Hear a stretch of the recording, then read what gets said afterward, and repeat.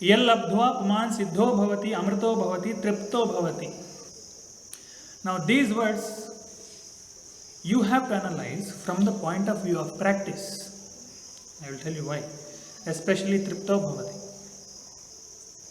Before you come into yoga, you will have a phase in your life wherein you will be a little frustrated that I am not doing anything. There may be a phase before that also where you are not at all interested in yoga. You leave that phase. You are interested in yoga, but you are caught up in this, your work, your family, you are unable to pursue the interest in yoga. You are unable to do even a simple practice every day out of laziness also. So you are getting slowly frustrated. Atripti is building. Atripti, discontent. That I want to do, I am not able to do. I want to do, I am unable to do. So it will build. After some time, when it goes beyond a certain level, you will suddenly go to your spouse or parents or children, whoever it is, you will say, I am going to SVYASA. I am joining this distance course. I cannot hold it any longer. I will join this SVYASA. So you will suddenly pack up and come here. You would have all come after that atrapti built in you, many of you. Yes or no? Yes. If it is yes, it is good. Otherwise, if you simply came, okay, fine, then okay. Anyway, so assuming that many of you went through that phase, that I want to do something, I want to do something, and that pressure pushed you to do something, you did YIC, you came here, did YIC. You did regular YIC, suppose. So you will spend 1 month here. 1 month. Some of you have done regular? Okay. So you spent 1 month here. You went through all the classes. Now, slowly, a sense of false content will creep in that I have done something. You would have done something, not nothing. But just staying 1 month in SVYASA will give you contentment. So you will go back home. After 1 month. You will not do any practice for a few more months. Why? Because 1 month I stayed there. 1 month I pursued yoga. You will become alpa tripta. So you should not become tripta with these small things that happen in your practice. You should become tripta only when the final thing is achieved. That is why it is told that only that person becomes tripta. We should not. Even if you become after few months, again that frustration will return. It will not be permanent.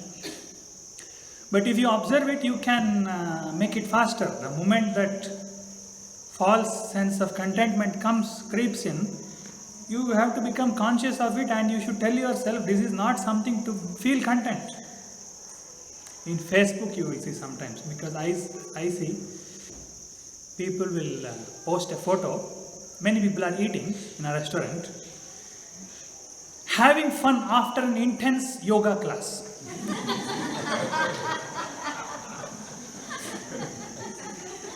So you went through an intense yoga class, you thought it is enough, and went to a restaurant and ate whatever you want. You became tripta. 2 hours I did asana practice, and for that I need to reward myself.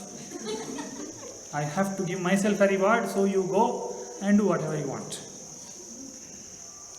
So you should not become tripta just with this small petty practice. You do whatever you want, but don't give your yoga practices justification for that. Don't say that I am eating now because I practiced for 2 hours. Don't connect that. You have to go on building a core sense of atripti in you, otherwise you will not reach the goal faster. If you stop your bus every 5 minutes like this, like a city bus, you drive for some time, stop in a bus stop and then take relaxation. Why? Because I drove that much. I drove 100 meters. Now let me relax for 1 hour. If the bus driver drives like that, it is not called driving. So in your practice, core atripti should go on building. Core atripti means that fundamental discontent that I have not yet seen the ultimate should go on building. See, Ramakrishna Paramahamsa was also worshipping every day, but his core atripti was increasing every day. He was going on becoming more and more mad. You all know his story.